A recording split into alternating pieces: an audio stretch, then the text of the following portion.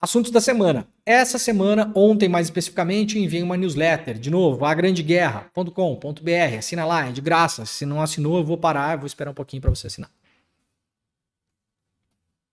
Assinou? agrandeguerra.com. Assinou? Pronto. Assinou. Então, mandei uma newsletter ontem falando o seguinte: ao menos uma vinícola das que estão envolvidas nesse caso de trabalho análogo à escravidão no Rio Grande do Sul está se reunindo com bancos. Por quê? É a vinícola Salton, tá? Mandei ontem isso. Por quê? E quem está se reunindo com os bancos, veja bem, é o próprio herdeiro e presidente da vinícola Salton, tá bom? E o seu CFO, em linguagem de ser humano, é o tesoureiro, tá? É o homem do dinheiro, tá? Das finanças. Estão se reunindo com bancos por quê? Porque caso haja complicações legais em relação ao trabalho escravo, por exemplo, as empresas entrarem na chamada lista suja do trabalho escravo, tá? Que o Brasil tem uma lista de empresas que entram nessa lista suja do trabalho escravo, que aliás o Congresso e o governo Bolsonaro tentaram limar alguns anos atrás, né? Por que será? Os bancos são obrigados, inclusive por normativas do país, a cortar financiamento para essas empresas. Então, obviamente, as empresas foram correndo falar com os bancos, né? Pelo amor de Deus, não corta o meu dinheiro. Qual que é o grande problema na Serra Gaúcha, segundo a entidade dos industriais e dos comerciários de serviços de Bento Gonçalves? Falta de mão de obra por causa dos programas assistencialistas do governo. Lembram da nota que eles soltaram? Ou seja, culparam o Bolsa Família pelos casos de analogia à escravidão. Mas, quando é para correr para banco, para pegar dinheirinho, inclusive bancos públicos, vocês não reclamam, né? Que coisa curiosa, né? Quer dizer, o assistencialismo no duplex, na cobertura, pode, né? O assistencialismo lá embaixo não pode. É feio, é um problema, né? A gente tá de olho, a gente sabe o que vocês pensam. Ninguém aqui é otário, tá bom? Vocês podem enganar os otários aí da cidade de vocês que ficam repetindo esse lero-lero. O cara lá que é MEI, o cara que paga simples, já falei isso no programa passado, né? Tu aí que é MEI, lá em Bento Gonçalves. Tu aí, rapaz, que é optante do simples. Tu é herdeiro da família Salton? Não. Então tu não precisa defender essa gente, tá bom? Não precisa. Eles têm advogado. Acabaram de contratar, mandei na newsletter ontem, um grande escritório de advocacia. Contrataram uma das mais conhecidas agências de marketing e gestão de crise do Brasil, chamada Máquina da Notícia, para fazer a gestão dessa crise toda. Inclusive, o pessoal da Máquina da Notícia entrou em contato comigo ontem para saber se eu quero alguma informação, etc e tal. Então, a gestão de crise já está sendo feita. A família Salton não precisa de você, seu Zé das Couve, que tem lá uma padaria com 2 funcionários defendendo eles, tá bom? Não seja otário, tá bom? Fica tranquilo, não vai acontecer nada com o senhor, tá? Essa gente não precisa de você. Então estão se reunindo com bancos agora, porque estão com medo de perder acesso ao crédito. Essa é a real. E aí, o que eu falei ontem, que tem uma chance grande desse negócio virar em pizza. Por quê? Porque nessa reunião foi comentado, essa reunião entre os bancos e a família Salton, que o caminho que está sendo traçado agora para as vinícolas é de fazer um TAC, tá? Um termo de ajustamento de conduta. O que é isso? Isso é geralmente lavrado pelo Ministério Público. No caso, no Rio Grande do Sul, será lavrado, possivelmente, se for a bom fim, pelo Ministério Público do Trabalho. O TAC é o seguinte: você foi pego fazendo uma cacaca, o Ministério Público chega lá e fala o seguinte: não pode mais fazer essa cacaca, tá bom? Ah, tá bom, senhor Ministério Público, não farei mais isso. Então você tem que cumprir essas normas aqui. E aí assina-se um acordo. Isso evita um processo judicial, é mais rápido, em alguns casos mais eficiente, em outros casos não é eficiente. Tem várias empresas, por exemplo, do setor de alimentação, que historicamente compram carne de gado criado em áreas de desmatamento na Amazônia, que já assinaram TACs no passado e que a coisa continua andando do mesmo jeito que era antes, tá? Tem penalização para caso descumprir o TAC?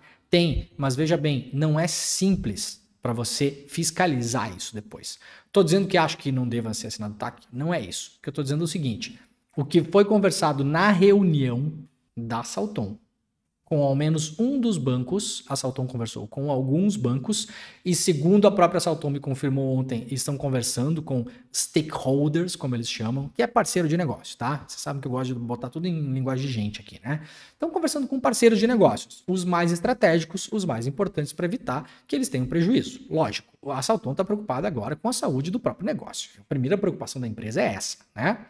Muito bem. A grande questão é que nessa reunião, que eu tive acesso por uma fonte anônima que me passou as informações da reunião, que não foram desmentidas pela Saltom, inclusive entrei em contato com a Saltom perguntando algumas coisas, né? Pedi inclusive uma entrevista com o presidente da Saltom, entrevista essa que inicialmente me foi negada, mas disse que eventualmente no futuro poderá ser feita, então está aberto aqui o espaço para que o presidente da Saltom se manifeste, tá bom? A grande questão, com a assinatura do TAC, nessa reunião foi comentado que a Saltom não seria multada, tá? Ou seja, não seria penalizada. Ela teria um puxão de orelha e teria que assinar um termo se comprometendo a não fazer mais isso. E aí um termo se comprometendo com uma série de medidas que ainda não são públicas, tá bom? Agora, importante, isso é o que foi comentado na reunião a portas fechadas com um banco e com a família Saltom. O Ministério Público do Trabalho, por sua vez, entrou em contato comigo hoje e disse que o Ministério Público do Trabalho está sim tentando negociar uma penalização para as empresas vinícolas também. Então, além do TAC, elas também seriam multadas, penalizadas financeiramente por danos morais coletivos.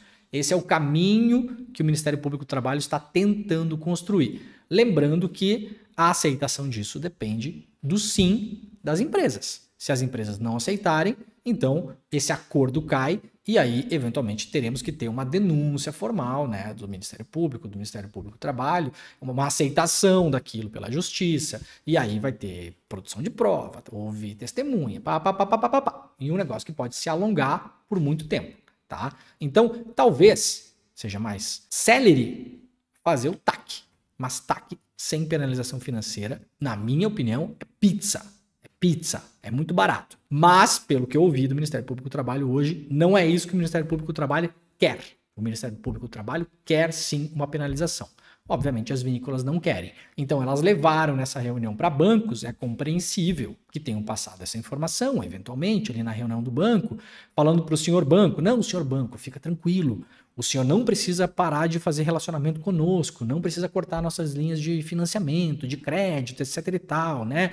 Por quê? Não, porque a gente está dando um jeito lá com o Ministério Público do Trabalho, a gente vai assinar lá um TAC que eles vão falar para a gente não fazer mais essas coisas feias, né? Que a gente não devia ter feito, mas a gente também não se importa muito com isso aparentemente, porque na própria reunião com o banco, a própria Saltom passou um bom tempo criticando mais a imprensa do que a própria questão dos trabalhadores escravizados, né? Então por aí vocês já vejam onde está a cabeça das pessoas nesse momento, tá? E podem ter eventualmente comentado ali na reunião com o banco que na verdade não ia ter multa nem penalização, não ia ter, a empresa não ia sofrer financeiramente, o que faz muito sentido numa conversa com um banco. Mas agora tem essa informação nova, então temos duas forças aí contra a corrente que vão aí tentar se ajustar. Eu espero que tenha multa, sim, e pesada, bastante pesada, e que reflita, de fato, no balanço da empresa no final do ano. A empresa precisa sofrer financeiramente com isso. Precisa. Eu quero que a empresa quebre? Não. Eu não sou o Deltan Dallagnol, nem o Sérgio Moro. Aliás, os donos dessas empresas eventualmente apoiaram, né, toda a perseguição penal da Lava Jato, né? Os donos, os herdeiros, os CFOs, os CEOs, esses CEOs, né? Eventualmente a gente que tá aí, que apoiou a Lava Jato, que apoiou o Moro, ministro do Bolsonaro, a Lava Jato que gostou bastante de fazer esse tipo de perseguição penal, né? De ir lá e de penal não, judicial, né? Desculpa. A Lava Jato que tem esse tom de perseguição judicial, né, policialesco, arrebentou o setor de construção pesada no Brasil, botou o setor de petróleo também lá embaixo, já tem vários cálculos do DIEESE e de várias outras instituições, não sou eu que estou falando, a Lava Jato arrebentou mais de 4,5 milhões de empregos no Brasil. Não sou eu, não é a minha opinião. Como diz o Álvaro lá do canal Meteoro, aliás, sigam se vocês não seguem aqui, não importa o que eu acho, importa o que eu sei. O que eu sei é que tem um estudo feito pelo DIEESE, e também há outros estudos feitos por outras entidades e pesquisadores que mostram que a Lava Jato fez mais mal do que bem para o Brasil, em várias áreas sociais, tá? Eu não desejo isso para as vinícolas, que elas quebrem, né? Eventualmente, se tivesse valendo a nossa Constituição brasileira, aí, talvez elas pudessem ser expropriadas, né? Se fossem pegas com trabalho escravo nas suas propriedades, né? É o que prevê, ao menos em abstrato, como diz o nosso querido Gabriel Divan, lá no Vira Casacas, a nossa Constituição. Como isso não foi regulamentado, e já tem mais de 10 anos, ou quase, que esse artigo foi colocado na Constituição brasileira por força de emenda constitucional, as vinícolas não serão expropriadas, né? Ufa! Como diz o Gabriel Divan, é uma rara ocasião que a gente vê a direita brasileira lutando para não ter mais aperto penal na legislação, né? Nesse caso, eles não querem aperto penal nenhum, eles querem que a coisa fique tranquila, né? E que o, entre aspas, bandido bom não saia morto dessa, né? Então, temos aí essa questão. Não quero que as empresas quebrem, mas quero que elas sejam penalizadas por isso, né? Porque senão dói no bolso, gente. Dos gringos da Serra do Rio Grande do Sul, eles vão continuar achando que eles estão certos, que eles foram injustiçados, que eram só meia dúzia de trabalhadores, que eles não sabiam, que todo mundo está usando isso para falar mal deles, que é mimimi, que é lacração, biriri, barará. Vão deixar de pensar isso? Não tenho esperança que deixem de pensar isso. Não tenho mesmo. Não estou aqui para convencer, como eu falei na quinta-feira passada no programa mais recente. Se eu preciso convencer você de que tudo isso está errado, você não será convencido. Então eu não vou gastar o meu tempo, tá bom? Então eu não pretendo convencer essas pessoas de que elas estão erradas. Teve aí diretor de marketing da Vinícola Garibaldi, que é uma das envolvidas nesse caso, que falou que tinha gente fazendo lacração em cima do caso. Então, cara, eu não vou gastar meu tempo para tentar convencer você de que você está errado, tá? Até porque o problema é seu, não é meu, tá bom? Mas, na parte das entidades, das instituições, eu espero que a coisa ande para esse caminho mais severo, porque é um caso nojento. É um caso nojento, é um caso horrível.